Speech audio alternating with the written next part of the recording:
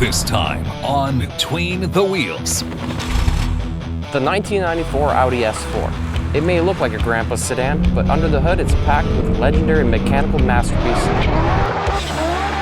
This is my childhood dream. And it would eventually come true and create some amazing memories. Unfortunately, for the last 8 years, it's been parked sitting outside, rotting away with no end in sight, and I have no earthly idea what to do with it. So in order to figure it out, I'm going to need your help to help me decide on what to do next.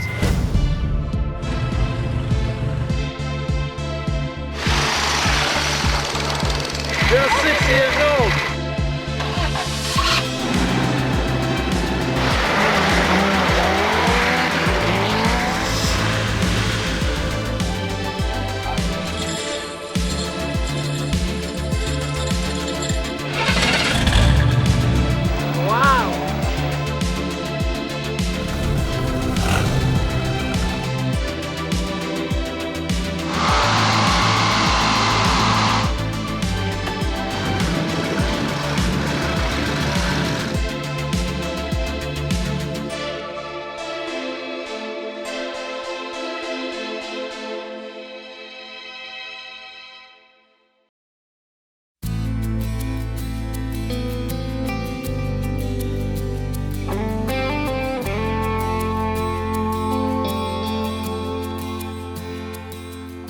So this is my 1994 Audi S4.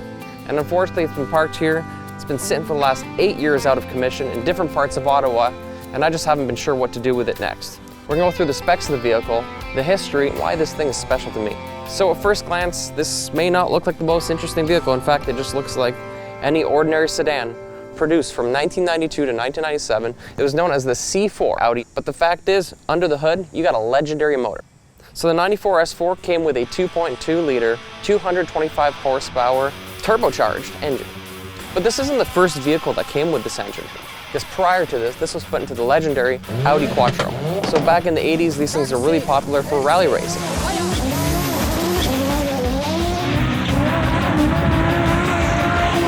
These cars absolutely tore it up. Some of them packing as much as 700 horsepower plus. The combination of the engine and the all-wheel drive Quattro drivetrain made this thing absolutely amazing. The cars were so fast, it gave the drivers almost absolutely no time to react. It took an absolute amazing amount of precision and skill to drive one of these cars. So looking at this, you would never know that this is the same engine. And this thing may not have 700 horsepower, it's just the stock engine, but the thing is, this engine is pretty incredible.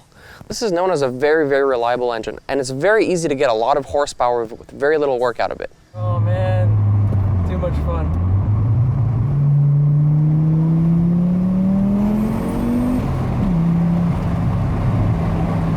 But the fact is, you don't need to just drive in the snow or off-road. You can drive this. This could be a daily driver. This could be driven anywhere you want to go, but you won't have any trouble getting out of any sort of mess. This is really what lured me to the vehicle first, because it was a car that was very capable, even though it was a sedan, it was low off the ground, but you can just be monstrous. There are videos online of people driving these things through snow as high as waist deep, and they're just going right through. Now, when this thing came on the market, it wasn't marketed as a rally legend, of course, because this is being marketed for just regular consumers. However, the ad that they placed for this was absolutely hilarious. They had this ridiculous ad where they were driving this thing in the Andes with no tires. This is such a 90s ad, it's not even funny. And I'm not sure who they're trying to market this car for. Are they trying to get people to go onto the Andes and drive with no tires just on the rims? I don't know. Very 90s, that kind of stuff doesn't age very well, but it's absolutely hilarious, and it's a history forever. So back for 1994, this car was really ahead of its time. First of all, the styling. You look at this thing and you say, you know what, that looks really modern. And back in the 90s, they had a lot of those square cars, so everything looked like out of a completely different generation. But this car was so ahead of its time. It's got the sexy curves and nice appeal, and with this paint color, it just looks really nice. So a lot of people will see this car and think, hey, you know what, this must be from the 2000s, but it's not. It's from the early 90s.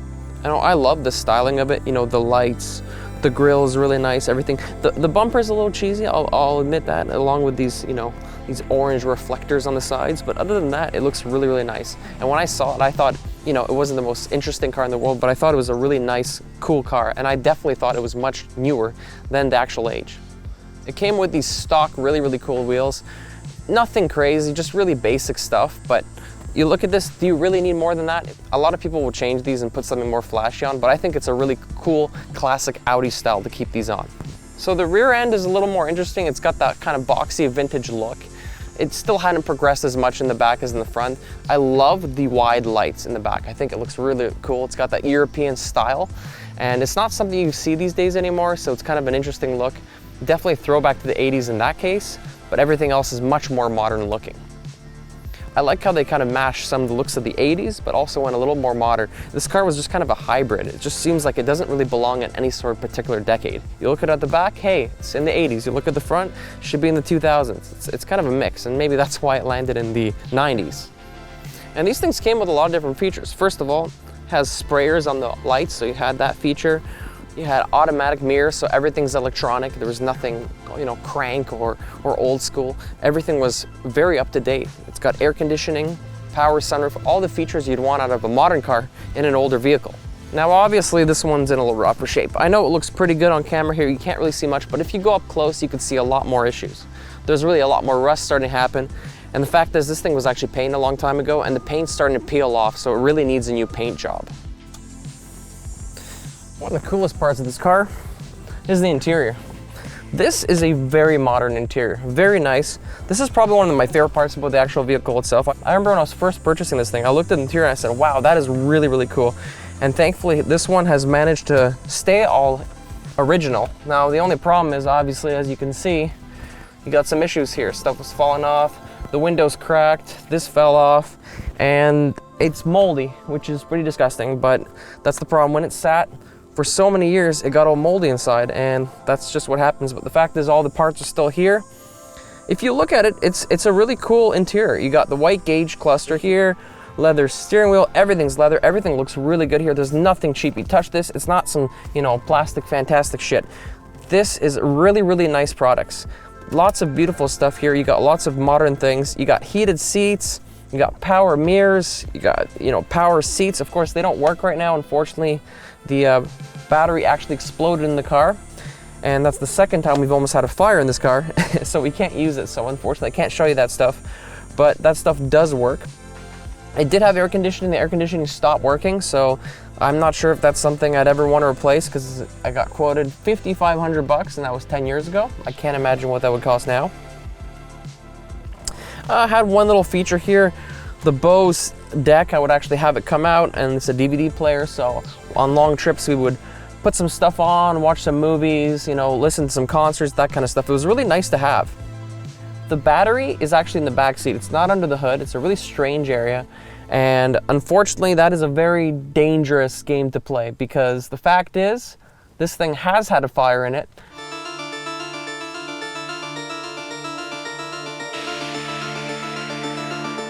Several years ago, we were coming back from a wrestling show in Hawkesbury, Ontario. A little shaky here right now, but Hannibal's gonna fly. AJ moves out of the way. No, this is gonna kill him. Unbelievable. Right through the table. I had my wife sitting, and in the back was her grandfather, who's passed away, unfortunately, since then, and her brother was in the back, and they were sitting there, and all of a sudden, her grandpa started saying, wow, my ass is getting really hot. And we thought he was joking. And I look back, I look in the mirror, and what do I see? I see flames coming up from under the seat. And I was just like, holy shit. All of a sudden, all the power turns off, the whole car goes black. We're in the middle of nowhere. You can't see where you're going, you can't see anything. One of the scariest moments ever. You know, I pulled over, my wife got out of the car, she started running away. I'm like, stop, we gotta save this thing. So, unfortunately, the battery being under the seat, it was actually screwed down. You can't just take the seat off. So I ran in the back. I started taking out the wrenches, because I always travel with wrenches with shitty old cars. I started taking the seat apart. Flames are going everywhere. My hands are getting burned. And thank God I had a fire extinguisher. I always have a fire extinguisher with me. I grabbed the fire extinguisher, put the fire out, saved the car. But you know what? That could have ended this car really quickly. And thank God it didn't, because it was a huge fire. And all the wiring harness had gotten into flames, and the seat had melted. And it was really fucked up, to be honest with you. It was pretty crazy.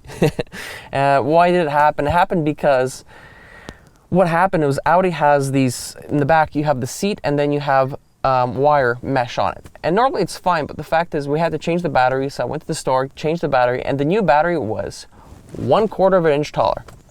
That 1/4 of an inch was enough to compress it, short circuit, start a fire, and away we go.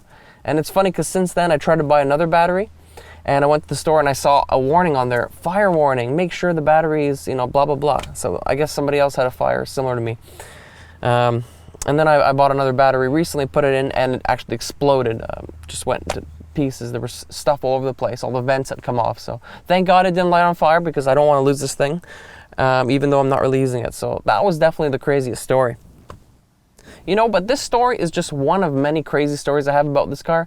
The fact is this car has a really cool legacy itself, but a car is just a car unless it has a story, and there's a lot of stories. So what we're going to do, I'm going to take you through all the things I've done with this vehicle over the years that make it special to me. So the first thing people ask me is why? Why the 94 Audi S4? What makes this car so special? And the thing is, it's not the car so much itself, it was the engine that I was after. The thing is, this car was my first passion when I was a kid.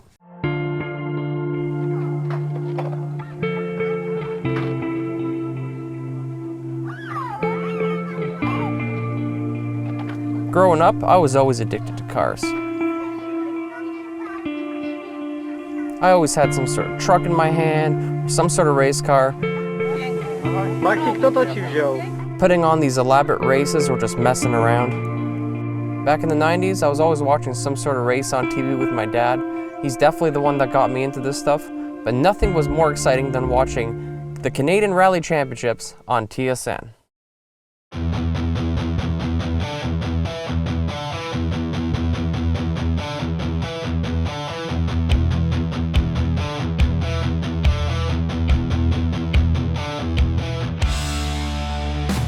Brand new 95 Eagle Talon, a two-wheel drive Toyota, just flew through the stage here.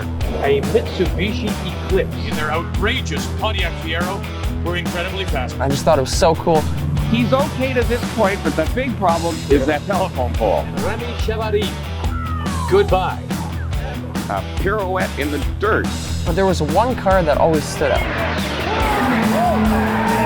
This is their Audi Quattro S2. Sprongel has 2 victories, 55 points, and is tied for first place with his arch rival. There were these brothers named the Sprongel brothers, and they had this super cool Audi S2. It was the coupe version, same thing, same engine, just a 2-door instead of a 4-door.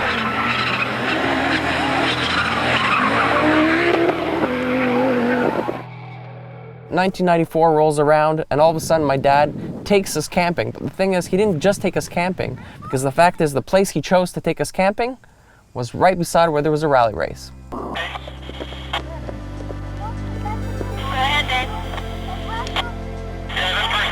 So we actually went to see one of these things in person. So I got to see all those cool cars I had seen on TV right in person.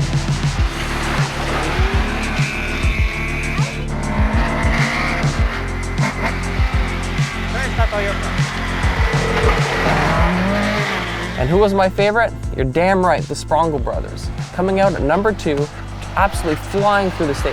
The Sprongels came out with their Audi S2, and I just remember smoke going everywhere. And I remember my life was never the same after that. I remember that day, and I said to myself, one day I'm gonna buy one of those things. You know, I was only 6 years old. I made up my mind right there and then that I was gonna get one of these cars one day.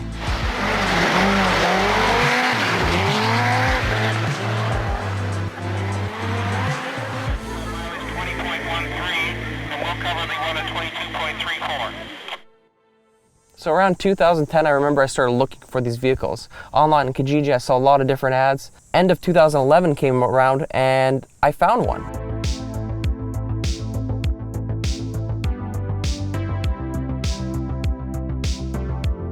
I remember seeing this thing, I got inside, and it was like love at first sight. I just remember getting in this thing, just hammering the gas and just hearing that 5-cylinder legendary sound.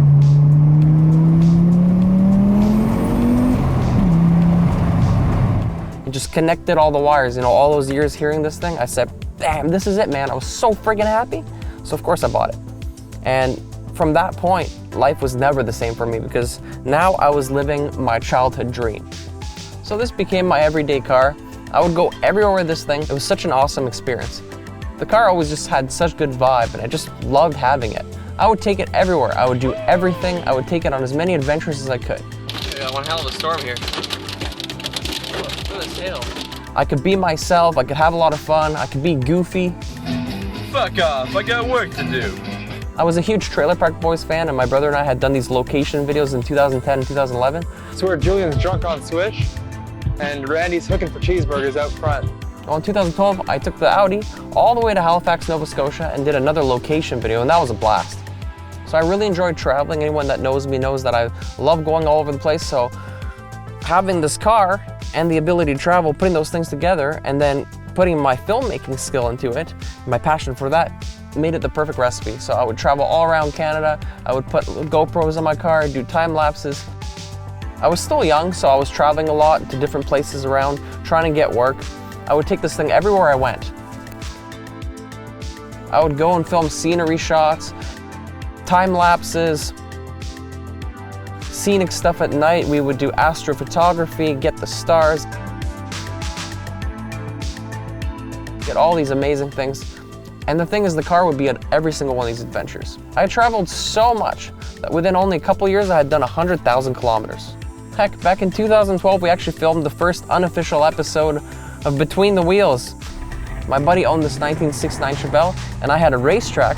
Yeah, that's right, my dad actually built a racetrack in the 90s, but that's for another day. So we took it to the track, and we just ripped it around. We did a bunch of cool shots.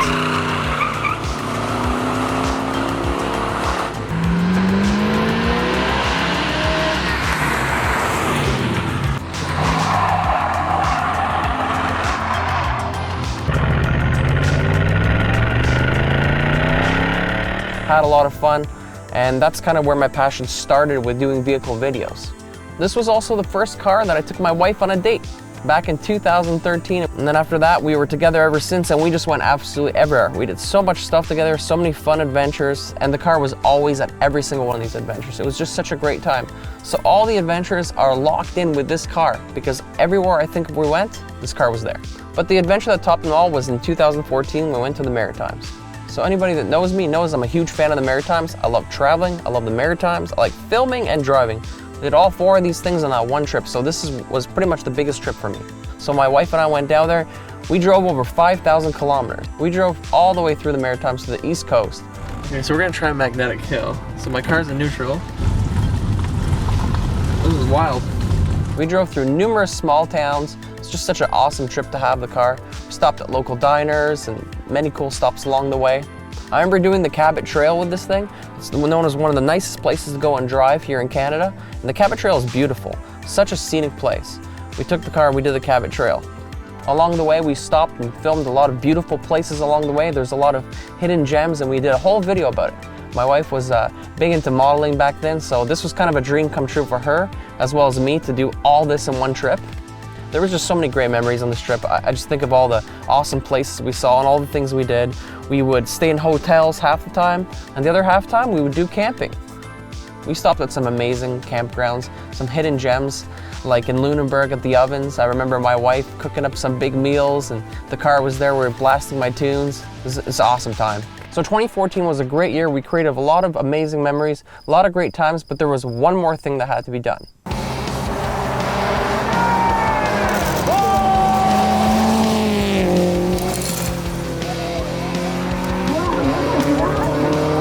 We had to go see the rally, the Top Lines. A 1991 Eagle Pride.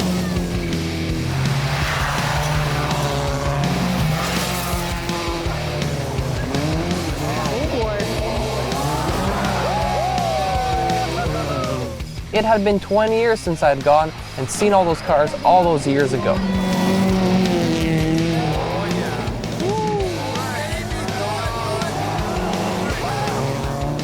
Now, I didn't have any life-changing moments at this one, but it was really cool to know that after 20 years, we were able to drive a car I had seen at the previous rally that had changed my life.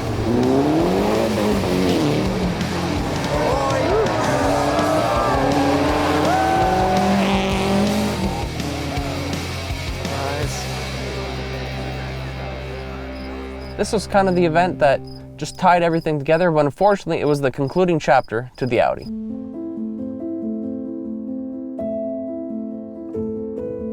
But then I started having a lot of problems. All along the way we had lots of breakdowns. It was just breakdown after breakdown after breakdown. It got so expensive to the point where unfortunately I had to do what everyone else does and we bought a new car. I ended up buying a 2015 Golf. I was just so sick of having all the different breakdowns. It just cost me an arm and a leg, and I wasn't making any money at that point in my job. It was just a really difficult time, so I had to park it. What I didn't realize was how long this thing would end up sitting after I parked it, because I don't think I could have predicted it would be 8 years.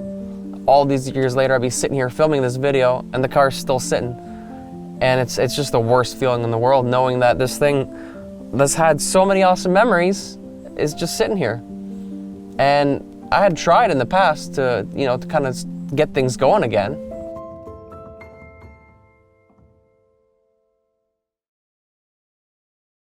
It has a couple little problems here and there, and because it hasn't been turned on so long, it might give us some difficulty. Oh, there you go.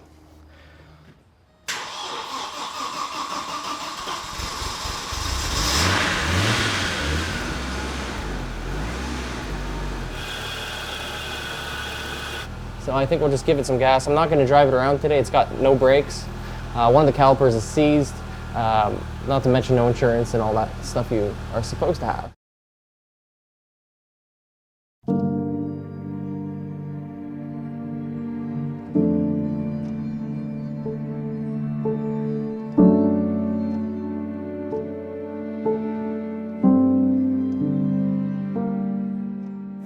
All right, so today's pretty exciting. Today we are going to be driving about 30 minutes from here to recover my 1994 Audi S4. Thing's been sitting in a garage for the last, I don't know, 4 years, and it's been parked for almost 6 years. So since early 2015. I really hate to let vehicles kind of go like that to waste. That happened with my Jeep before too. The Jeep sat in the woods for, I think it was 6 years. But we brought it back, completely restored it, and in 3 years we got it completely running, roadworthy, and it's standing over there now. So, you know what? Maybe one day we could do the same with the Audi. Now the only thing is I'm not really sure what my plan is with the Audi, because the Audi, unlike the Jeep, it's not all like body work and really simple stuff. It's all engine stuff. So lots of different engine components and things I've never worked on. Not a mechanic, never done a lot of this stuff, so this is going to be a learning experience for me if I decide to take it on. I'm really not sure what to do, but right now the house it's at is being sold, so it's got to leave. I can't keep it there any longer, so we're going to get it out of there, and I'll show you what it looks like. It's in pretty rough shape, so we'll go grab it right now. All right, so we're on the road. We're going to grab it, as I mentioned before. We're just going to get some gas. We got the compressor for the tires. We have a fully charged battery. Hopefully it works, as well as the charger itself with the quick start.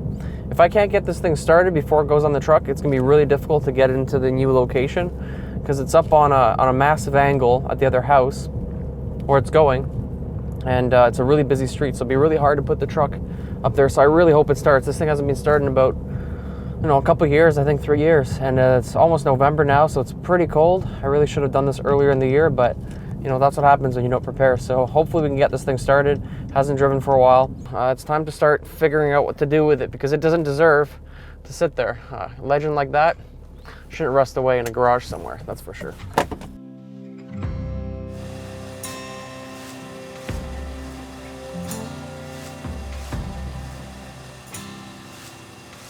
Wow.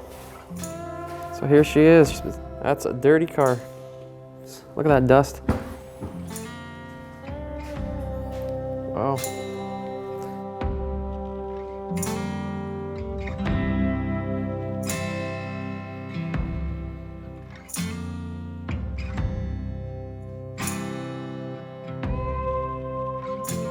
Okay, well, let's see what happens. Hopefully it works this time, we'll see. I don't know. Try. I'll try. Finger. I hope not to die. Okay. Nothing. Something is going on.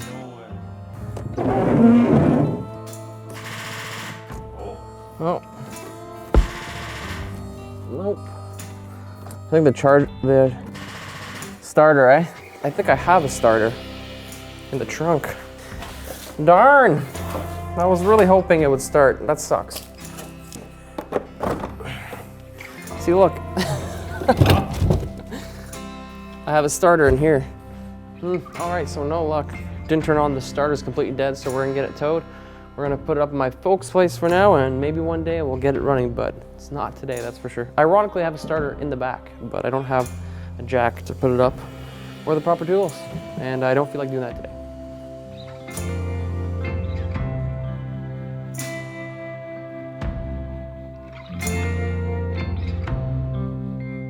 That's it. She's gonna stand for a couple years, and one day, hopefully we'll fix it. Not sure when, but one day.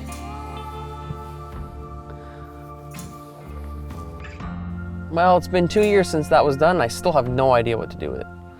You know, sitting here, the one thing I really feel is, unfortunately, regret. You know, regret that I didn't do more with this thing, because time just goes by so quickly, and next thing you know, you're sitting here and the car is rotting away. I remember when I brought this thing in for safety the first time, 2012, I got it safetied, and the person said, wow, there's not a speck of rust on this thing. So he was looking underneath and it looked awesome. And I look at it now, and you look underneath, it's just full of rust. You look outside, the paint's coming off, there's all this stuff to do, and there's a lot of issues. Some of the issues, the rack and pinions leaking, needs to be absolutely changed. The turbo doesn't work anymore. Some of the doors are jammed, you can't open it. Lots of the interior is broken, pieces here. Window needs to be changed, and it's just a lot of money. And I know a lot of people are like, well, that's easy, you know, just start working on it. The thing is, these cars aren't cheap to work on. If you watched the show and you watched previously, you would have seen the episode with my friend Mark. He has a Mercedes C32, and he had one of these cars, he sold it. I remember I was mad at him that he sold it, and then, you know, we spoke, and I understand why, because these cars are very difficult to maintain, and that's kind of the position I'm in right now. So sitting here right now, I'm at the same crossroads. What do you do with this car? Because the fact is, to restore this car, it's not necessarily easy. This isn't an easy vehicle to work on. You know, I worked on a '88 Jeep Cherokee previously, and we called that the Mad Max series, and that was an awesome series. That was a very simple vehicle to work on. It was pretty good, and the engine, I didn't really have to do anything with it because it was in good shape. So it was mostly just cosmetic stuff, a lot of body work, and I was just souping that thing up, adding as many things as I could. But this car, it's different. It's got more electronics. It's a little more complicated, and it's the parts are hard to get. That's the main problem. The thing is, you can get parts for a Jeep Cherokee really easily. Not so much for this thing. Getting parts for one of these, very, very, very difficult. Go watch that episode about Mark talking about the remaining rolling chassis in Ottawa. There's really not many of them left. So the thing is, how do you do it, right? How do you get the parts to restore these cars? It's not the easiest thing in the world. So at the same time, it's not impossible. And it's not that I can't do it and I can't find it. It's just, it's such a massive task. It's extremely overwhelming, I would say. And sitting here right now, I look at this car, I'm like, yeah, you know, it's beautiful, it looks good, I could do this, I could do that. But what is this gonna do? Can I really pull this off? And if I do it, what am I gonna do? Should I restore it back to its original shape? You know, this is where I'm not one person to ask for help. I don't like doing it. You know, I'll renovate my whole house, I'll try to put all the drywall up myself if I can. And I'm always like that. I don't like asking for help, but here I just feel so stuck. I don't know what to do because I have this car. It's still in good shape. It needs a lot of work, but I'm not sure what to do. And at the same time, yeah, we could restore it, but what do we do? Do we just get it back to its original shape, make it look like the way it did? I feel like if I'm doing it, there's almost something like there's something missing here. That's what I need your help with to let me know is I feel like this car could be so much more. I like the interior. I would love to keep it, but maybe do something different with the outside. I don't know. I'm not really sure. But this is a huge undertaking, and I know this project's gonna cost a lot of money. And then I have another conundrum on my hands. The fact is, I am not a mechanic. This is not what I do for a living, and I never pretend to be. So it's gonna be a big learning experience. But I also have this other dream. Now we're doing this show, and I really want to restore a car. You know, I did the Jeep Cherokee and I really enjoyed that. That was a simple project. But the thing is, I don't really want to restore something so complicated. I really wanted to do an old muscle car. So I've been looking around for a 1968 to 72 Nova, so a Chevy Nova.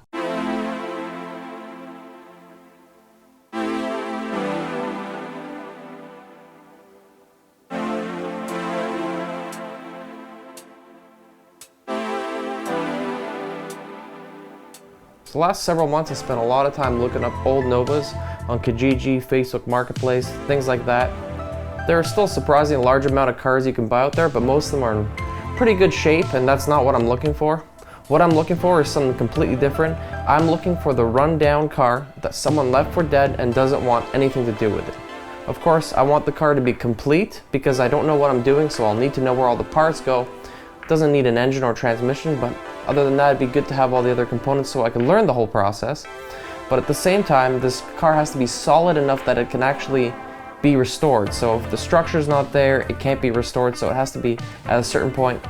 You know, I've been looking at a few different cars. This particular one might be a little too far gone. I have somebody looking into it, but I'm kind of looking for a car like this that has the story. I just think it'd be so cool to take something that someone dumped, something that nobody wants, and bring it back to life. I just think that'd be the most amazing story.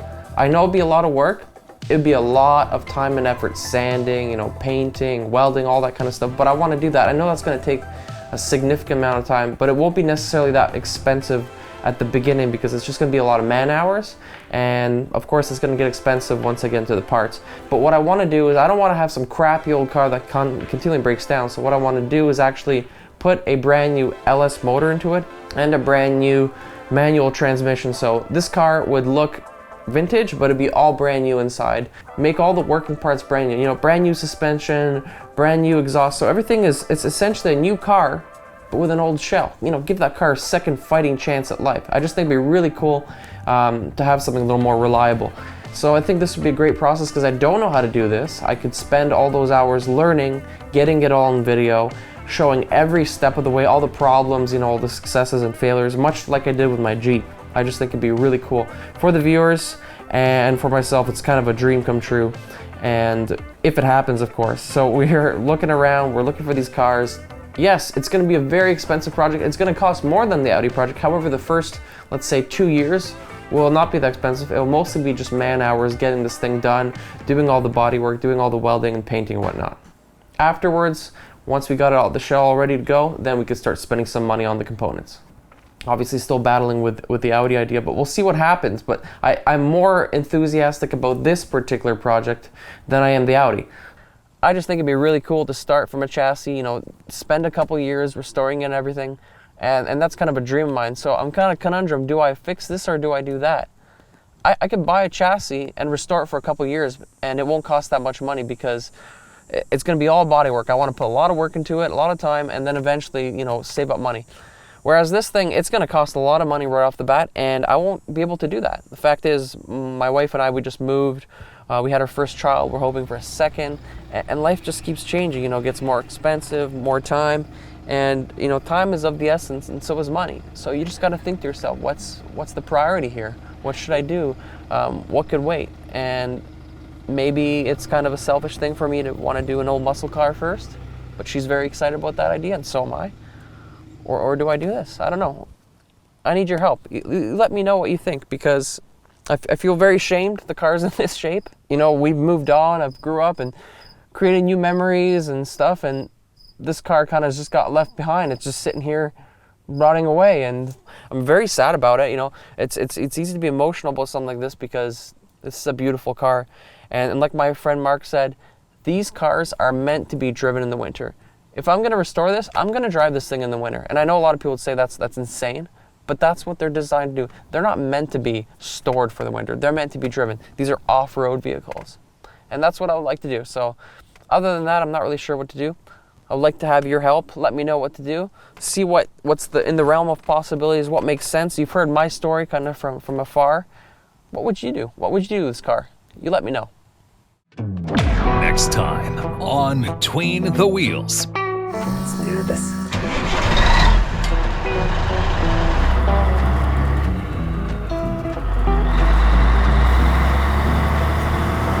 See, she's not warmed up yet, but once she's warmed up, there won't be any smoke. It'll be black. I didn't see the truck because I wasn't driving all the way out to Manitoba to look at a $1,000 truck. Was it running? No.